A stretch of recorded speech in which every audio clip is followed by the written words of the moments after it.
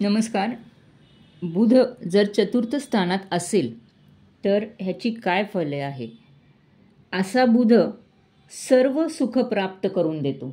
बाग बगीचा, वाहन, संपत्ती असे ह्या बुधाचे फळं आहेत. या स्थानी शुभ संबंधित असलेला बुध स्थावर इस्टेट, घरदार, बाग बगीचे, वाहनादी सौख्य, शेतीवाडी, खूप चांगली प्रॉपर्टी मिळवणे ही चांगली फळं आहेत. परंतु या व्यक्तीचा पाय घरामध्ये स्थिर नसतो.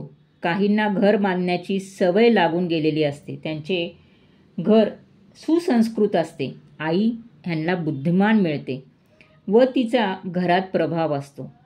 घरातील वस्तू इकडे तिकडे हलवण्याची, रंगरंगोटी करण्याची, वाहनादी बदलण्याची नेहमी सवय असते. एकाच उद्योगधंद्यात हे स्थिर नसतात. जमीन जुमला, खाणी, वृत्तपत्रे, लायब्ररी, पुस्तके आदींपासून लाभ होतो. पुस्तकासाठी सरकारी मानधन मिळते. लेखन वर्गामध्ये मित्र असतात. शिक्षणतज्ज्ञ व राजनीतिज्ञ म्हणून हे लौकिक मिळवतात. घरामध्ये आनंदी आनंद ह्यांचा असतो. हे केंद्रस्थान असल्यामुळे येथील स्वगृही बुध, त्याचप्रमाणे शुक्राच्या राशीतील बुध फार चांगले आहेत. तुळेतील बुध भाषा सौंदर्य देते, तर मीनेतील बुध तत्वज्ञान प्रियता देते. अंतःकरणाने हे लोक खूप शुद्ध असतात. बुधाच्या महादशेत हे लोक जमिनीच्या धंद्यात खूपच यशस्वी होऊ शकतात.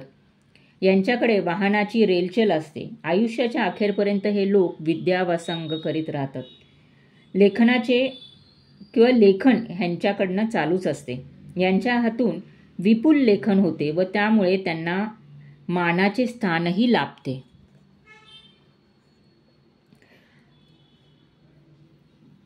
आयुष्याच्या अखेरीस हे खूप शांत होतात.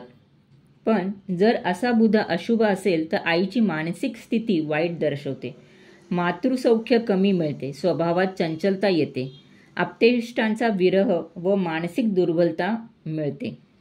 वाईट बातमीमुळे, या घटनेमुळे आयुष्याचा अंतकाल वेडेपणात जाऊ शकतो. घरामध्ये काही न्यूनत्व व वैगुण्य असल्याने अंतकाल चिंताग्रस्त असतो. आपल्या तत्वमुलांचे अपयश पाहण्याची त्यांना वेळ येऊ शकते.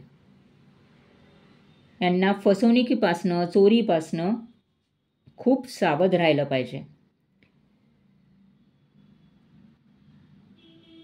यांचे स्वतःचे भाऊबंद सुद्धा ह्यांना उलट फिरू शकतात. तर असा हा शुभ बुध, केंद्रस्थानी बुध शुभ ग्रहांमध्ये किंवा शुभ राशीमध्ये असेल तर खूप उच्चेचा मानला जातो. खूप चांगली प्रॉपर्टी किंवा मातृसौख्य ह्यांना प्राप्त होते. पण जर अशुभ ग्रह असेल तर आईची मानसिकता बिघडते व प्रॉपर्टी किंवा फसवणुकीचे योग येऊ शकतात.